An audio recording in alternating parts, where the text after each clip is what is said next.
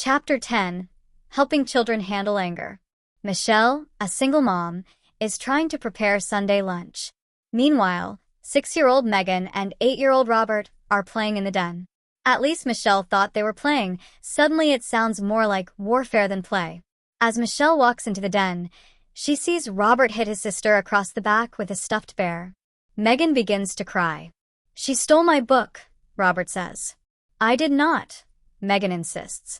Michelle grabs Robert by the arm, plants a solid blow to his backside, and says, "Go to your room and don't come out till I call you."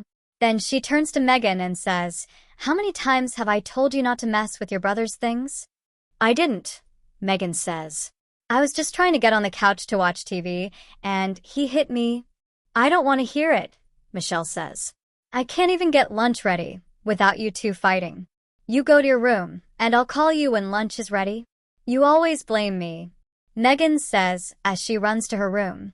In the kitchen, Michelle hears Megan's door slam and sighs. She knows she could have handled the episode better. But how?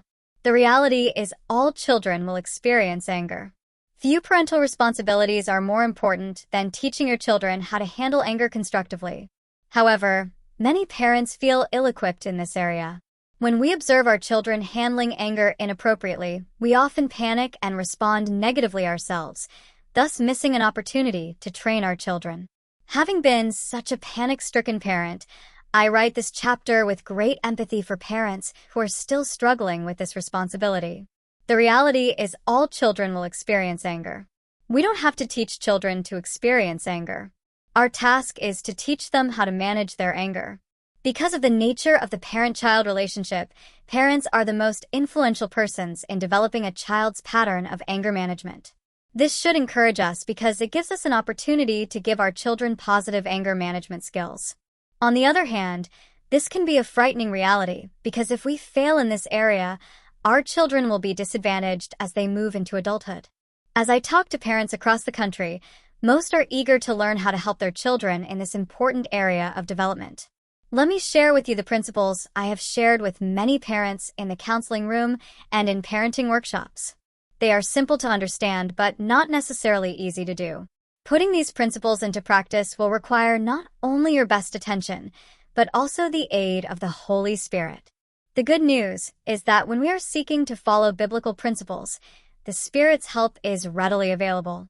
Love comes first. Let me begin with what I believe to be foundational. Focus on meeting your child's need for emotional love. Why am I bringing up the subject of love when we're talking about anger? Because love is the foundation for healthy parent-child relationships. If the child does not feel loved by the parent, not only will the child experience greater anger, but all efforts on the part of the parent to teach the child are likely to be rejected. In the 5 Love Languages of Children, which I co-authored with psychiatrist Ross Campbell, I emphasize the importance of meeting the child's need for love. If the child's emotional love tank is not filled with parental love, the empty tank will itself become a source of anger. Something deep within the heart of each child is constantly saying, parents are supposed to love children. If the child does not feel that love, there's a sense of being treated unfairly, and this gives rise to anger. The 5 love languages, words of affirmation, quality time, gifts, acts of service, and physical touch, need to be spoken to children regularly. Every child has one primary love language that clearly communicates love to her. As parents, we can love our children most effectively by discovering their primary love language and speaking it even more frequently than the other 4. Such expressions of love must be unconditional. Without realizing it, many parents give love only when their children are in a pleasant mood or doing what the parents desire. These parents think that if they withhold expressions of love, their children will do what they desire. This almost never happens. When it does, the child is almost always rebelling inside. Parents need not be pleased with the child's behavior in order to give the child a hug, a pat on the back, or an affirming arm on the shoulder. Parents can say, "You played a great game last night," even though the child's room may be a disaster area. A dad can take his son out to breakfast for quality time even when the son broke the rule and vase by bouncing the basketball in the den. A mother can give her daughter a new dress as a gift even though the daughter did not complete her homework. But won't this cause my children to be irresponsible? Many parents ask. The answer is, such love teaches responsibility.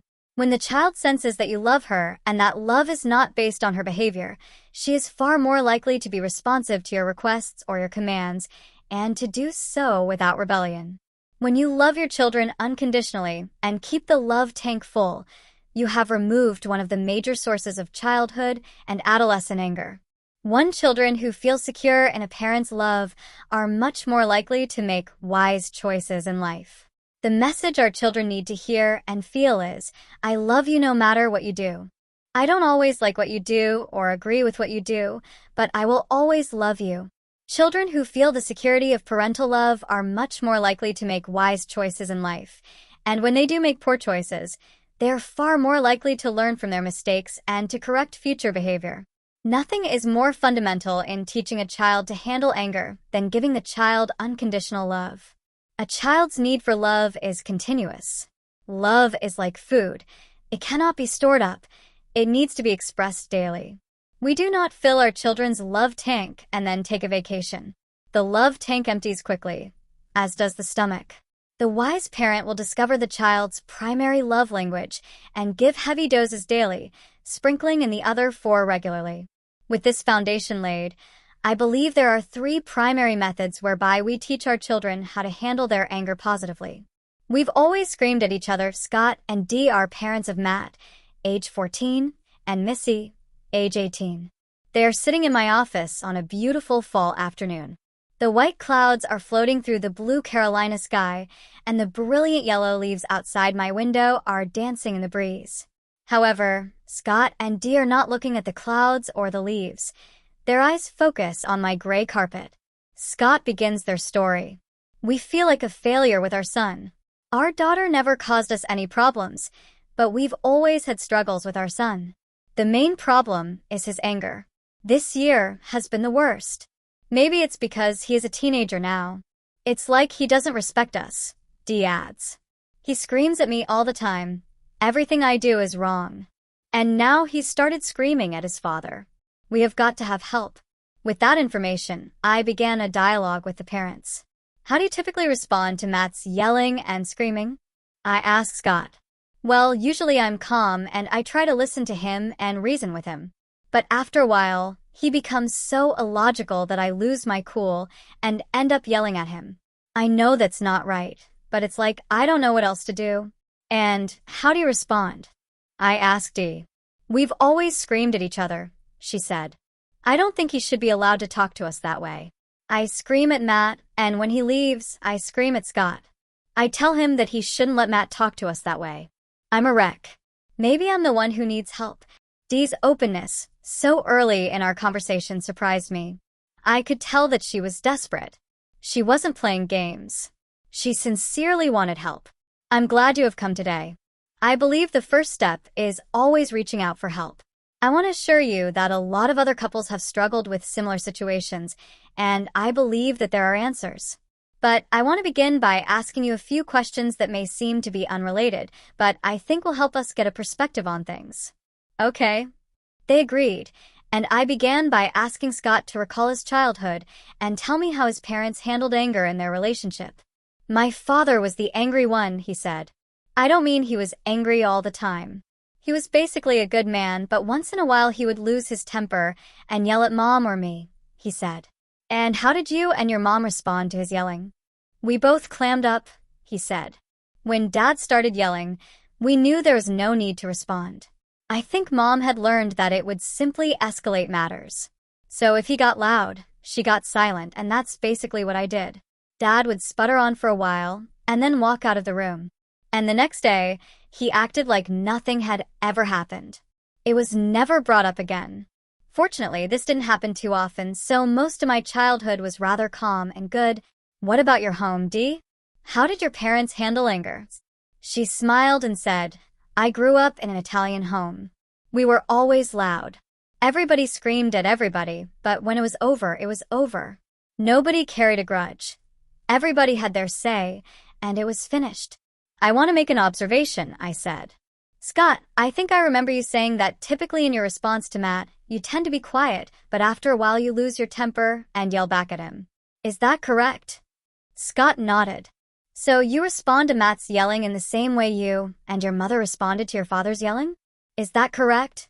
Yes, except that eventually I start yelling at Matt. I never did that with my father. And, Dee, if I heard you correctly, you said that you and Matt have always screamed at each other, which is pretty much like it was in your childhood home. Yes, except that Matt never stops. It's never over with Matt. The reason I ask these questions, I said, is because most of us learn how to manage anger by observing our parents handle anger. And typically, we identify with the parent whose personality is most like ours. I haven't asked this, Scott, but I'm guessing that your personality is more like your mother than your father. Is that correct? Definitely, he said. So, your most basic response to anger is to be silent. It's only after you are pushed to the limit that you explode and become like your father. Your parents had two very different ways of handling anger. Your mother withdrew in silence, and your father yelled and screamed. So you had two models. You identified most closely with your mother, but on occasion, you responded like your father. D. Apparently in your house your mother and father yelled at each other when angry. That was their way of processing their anger. So as an adult, that is the method you typically follow. The difference in your marriage, of course, is that most of the time, Scott does not yell back. He becomes silent, and so you have your say while he sits in silence. Yes, and that makes me even madder, Dee said. I wish he would yell back at me.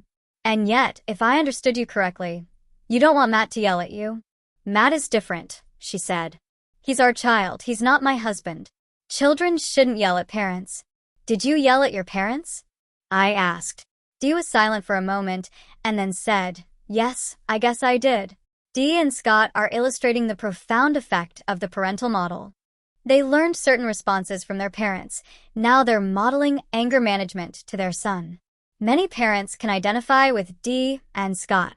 Often adults do not consciously think of their own anger management until they observe their children's response to anger. Many times, children mirror what they have learned from parents. Typically, as in the case of Matt, children respond to anger much the same way as the parent whose personality is most like their own. Since Matt was a child, when Dee was angry with his behavior, she had expressed her anger in loud tirades toward him. Matt now expresses his anger in a similar way. High school fights. According to SafeYouth.com, more than 1 in 3 high school students, both male and female, have been involved in a physical fight.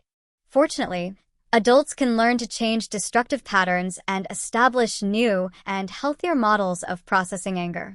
Through several sessions, I worked with Dee and Scott, helping them understand the ideas we have shared in this book and watching them learn how to share their anger with each other in an open, loving, non-condemning manner. On occasion, Matt observed them talking and listening to each other as they discussed the issues that aroused their anger. He told me later, I knew something strange was going on, but I didn't know what. I had never heard them talk that openly to each other without screaming. Later on, Dee and Scott told Matt about what had happened.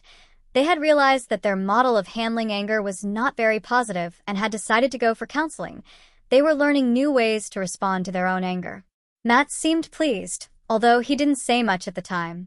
However, they knew he was getting the message when one night, as Dee was getting a bit tense, Matt said, Mom, I think you need to get the 3x5 card and read it to Dad.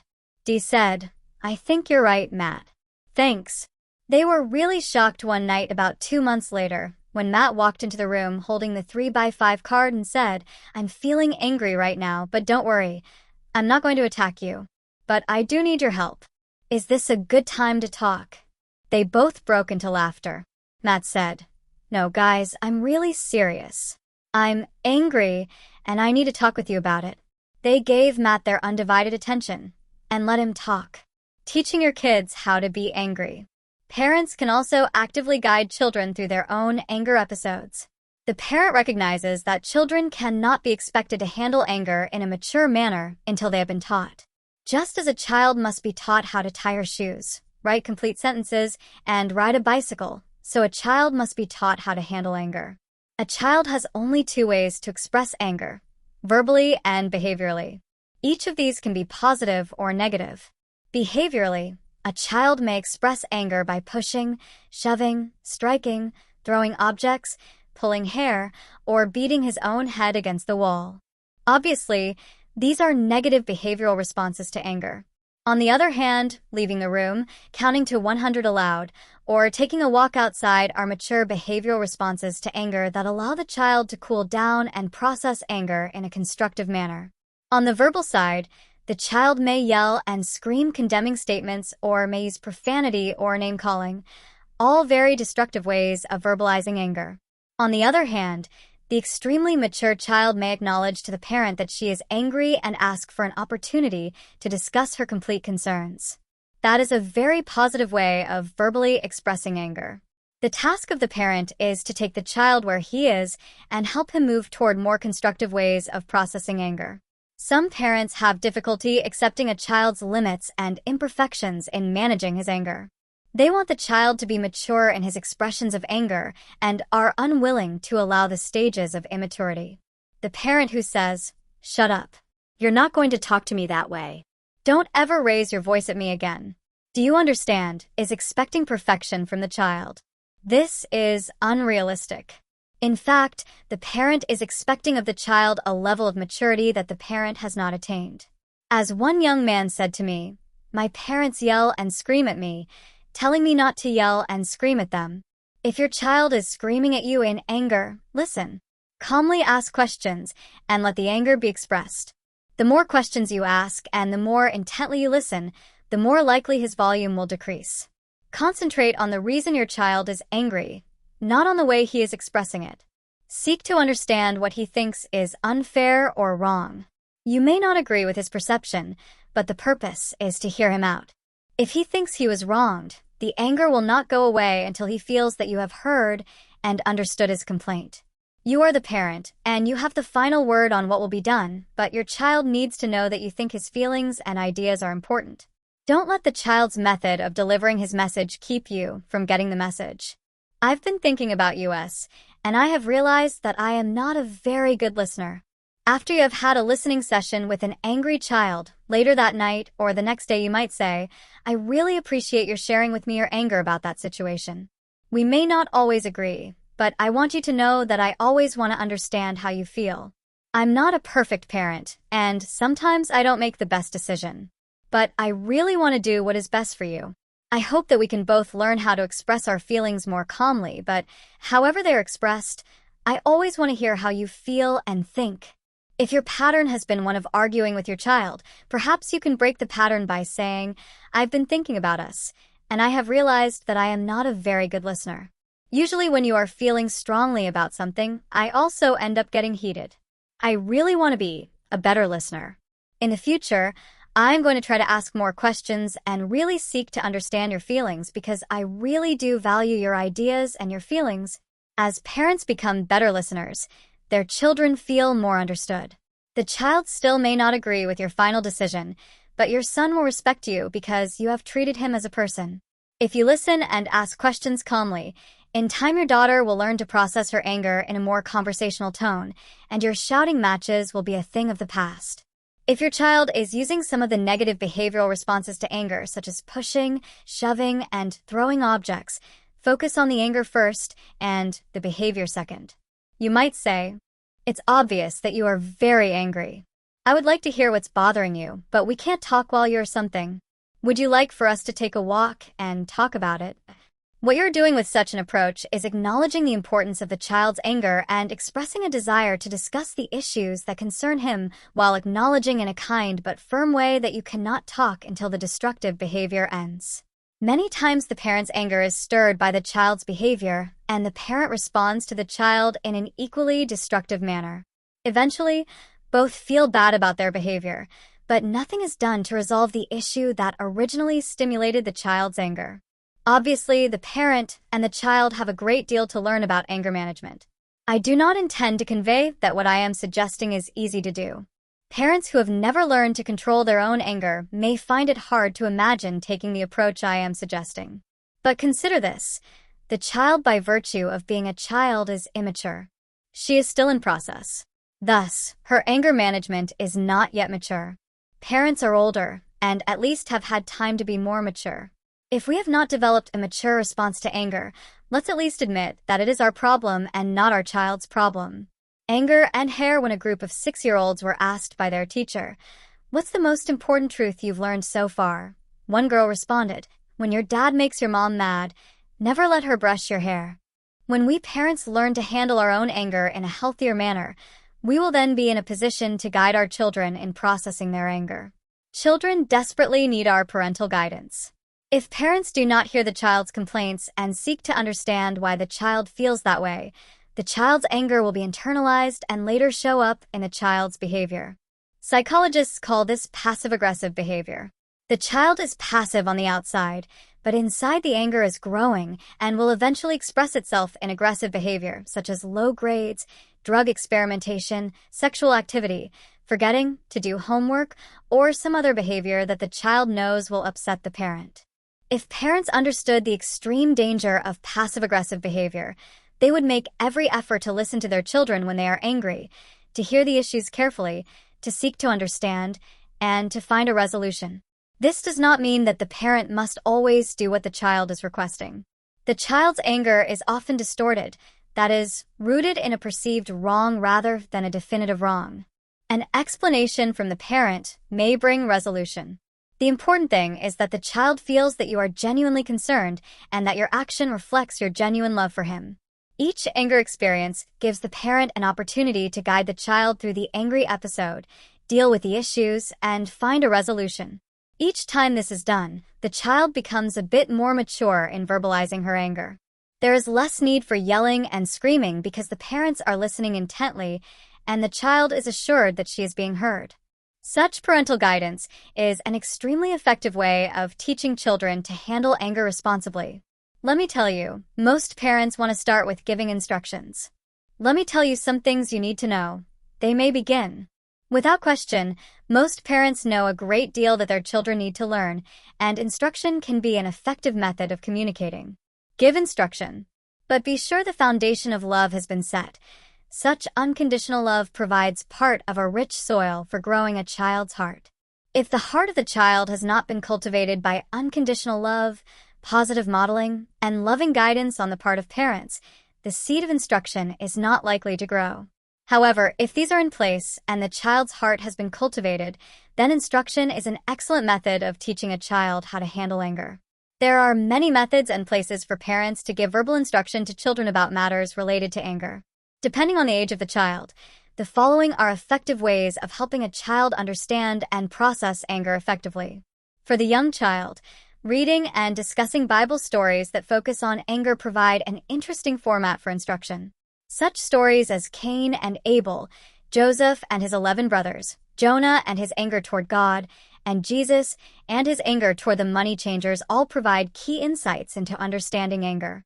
Reading the wisdom found in the book of Proverbs provides excellent instruction in how to handle anger. Many of the Proverbs relate specifically to anger management. Memorizing key scriptures is an excellent method of instruction for young children. Consider these verses, all from Proverbs. A fool gives full vent to his anger, but a wise man keeps himself under control. An angry man stirs up dissension, and a hot-tempered one commits many sins. A quick-tempered man does foolish things.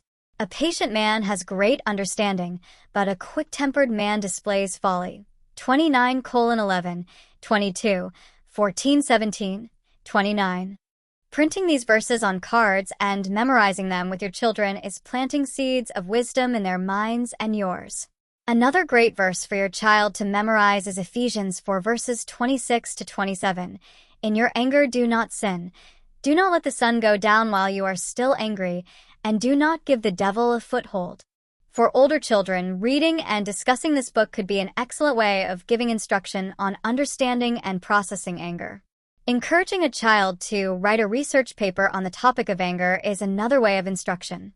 Such research could involve not only reading books and perhaps searching the internet, but also interviewing parents and grandparents for ideas on the source of anger and how to process anger constructively. This could be an exciting project for the teenager or older child. Informal conversation is also an excellent way for a parent to instruct a child regarding managing his anger. For the older child, such an open conversation, allowing the child to ask questions and make comments, could be a springboard not only for discussing anger as a topic, but also for discussing how the two of you have processed anger in the past and what positive changes might be made. In such a family conversation, parents might share with a child their own struggles with anger both as children and as a married couple. Such openness on the part of parents creates an atmosphere for the child or teenager to express his or her own struggles or to ask questions. Such conversations can easily be initiated by sharing with the child something you read recently. For example, I was reading an article the other day on anger. It said that many parents are not aware of how many times they lose their temper with their children and say things that actually hurt the children. The parent never remembers what he said. I was wondering if that could possibly be true of me. Well, Mom, since you brought it up, when you make your anger the focus of the conversation rather than the child's anger, you make it easier for the child to be responsive and reveal his perceptions of you and the way you handle anger. Such conversations can be extremely instructive to a child and may also bring insight to the parent. In teaching our child, it's important that we not come across as having the final answer to everything related to anger. The child knows better than that. She's been living with you for several years now. Far better to be honest that you realize that you are still in process, that you want to do better at managing your anger, and at the same time, you want to understand her concerns when she is angry. The child is usually willing to cut the parent some slack, so long as the parent does not come across with a know-it-all attitude. Children are usually willing to forgive us for failures in managing our own anger if we are willing to confess our failures. Son, I'm sorry that I lost my temper this afternoon. I didn't handle my anger very well, and the way I talked to you was not kind, and some of the things I said are not really the way I feel. I want you to know that I recognize that was wrong, and I have asked God to forgive me, and I want to ask you to forgive me. Such an honest confession will go a long way toward creating respect in the heart of the child. Children already know that what we did was wrong. If we do not confess, their respect for us is diminished. When we confess, their respect is restored. In responsibly handling our failures, we are teaching children not only what is right and wrong about anger, we are also teaching them how to confess their failures when they don't handle their own anger well. A positive parental model, loving parental guidance, and non-condemning instruction are, in my opinion, the most powerful approaches to teaching your children positive anger management. Quick take helping your kids handle anger 1. Model healthy behavior. Your kids are watching how you handle your anger and will emulate it. Parents who display positive changes toward their own anger will soon see their children improve how they manage their personal anger. 2. Guide your child through her anger episodes. Listen to her, take her feelings seriously, but help her deal with the issues and find a resolution. As a parent, you have the final word on what will be done, but your child needs to feel that you think her feelings and ideas are important. 3. Give instruction rooted in unconditional love, positive modeling, and loving guidance. But I would speak to the Almighty, and I desire to argue my case with God. Job 13 verse 3, Yes v.